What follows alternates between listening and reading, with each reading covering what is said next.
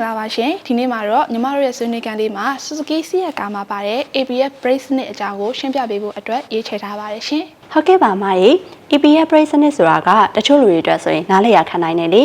ပပနဲ့အရှင်းလင်းဆုံးဘယ်လိုပြောပြပေးလို့ရမလဲရှင်အရန်ကောင်းတဲ့မေးခွန်းလေးပါပဲညီမလေး ABS brake စနစ်ဆိုတာကလွယ်ကူကူနဲ့နားလည်လွယ်အောင်ပြောရမယ်ဆိုရင်ကားမောင်းနေရင်နဲ့ရုတ်တရက် brake အုပ်လိုက်တဲ့အခါမျိုးမှာ slip ဖြစ်ပြီးတော့လမ်းချော်သွားတာမျိုးတွေမဖြစ်ရအောင် electronic စနစ်နဲ့ brake ကိုကူညီထိန်းချုပ်ပေးတာဖြစ်ပါတယ်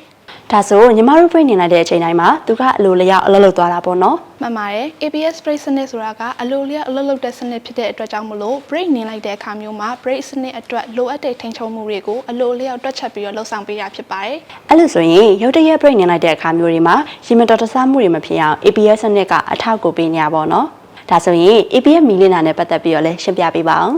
ပုံမှန်အဖြစ်ဆိုလို့ရှိရင်တော့ကားဆက်နှုတ်လိုက်တဲ့အခါမျိုးမှာ ABS မီကခိတခဏလင်းလာပြီးတော့ပြန်မိတ်သွားလေးရှိပါတယ်။ဒါပေမဲ့ ABS မီကပြန်မိတ်မသွားဘဲနဲ့ဆက်လင်းနေရမျိုးဒါမှမဟုတ်လို့ရှိရင်ကားမောင်းနေရင်လည်းလင်းလာတာမျိုးဆိုရင်တော့ ABS စနစ်မှာချိုးယွင်းမှုတစ်စုံတစ်ရာရှိနေနေတာဖြစ်တဲ့အတွက်ကြောင့်မို့လို့စစ်ဆေးမှုတွေပြုလုပ်ဖို့တော့လိုအပ်နေပါပြီ။အဲ့ဒီမီကပြန်မမိတ်တော့ဆိုရင် brake ကလုံးဝအလုံးမလုပ်တော့ဘူးလားရှင် ABS brake ကအလုံးမလုပ်တော့ဘူးဆိုပေမဲ့ပုံမှန် brake ကအလုံးလုံးနေသေးတာဖြစ်တဲ့အတွက်ကြောင့်မို့လို့ကားကိုတော့ရပ်တန့်နိုင်ပါသေးတယ်ဒါပေမဲ့ကားကိုဂရုတစိုက်မောင်းနှင်ပြီးတော့နီးစက်ရအယောင်ပြကန်တွေမှာစစ်ဆေးမှုတွေတွားရောက်ပြုလုပ်ဖို့တော့အကြံပြုလိုပါတယ်ဟုတ်ကဲ့ပါမကြီးဒီနေ့ရှင်းပြပေးသွားတာကအရင်အကျိုးရှိပါတယ်ပရိသတ်ကြီးကလည်း ABS စနစ်ရဲ့အရေးပါပုံနဲ့ပြီးလင်းလာပြီဆိုရင်ဘာလို့ရမယ်ဆိုတော့လည်းရှင်းရှင်းလင်းလင်းသိသွားလောက်ပြီလို့ထင်ပါတယ်နောက်ပတ်တွေမှာလည်းဘလို့အကြောင်းအရာလေးကိုဆွေးနွေးသွားစေချင်လဲဆိုတာကို comment အောက်မှာရေးသားဖို့လည်းမမေ့ပါနဲ့နော်အားလုံးပဲကျေးဇူးတင်ပါတယ်ရှင်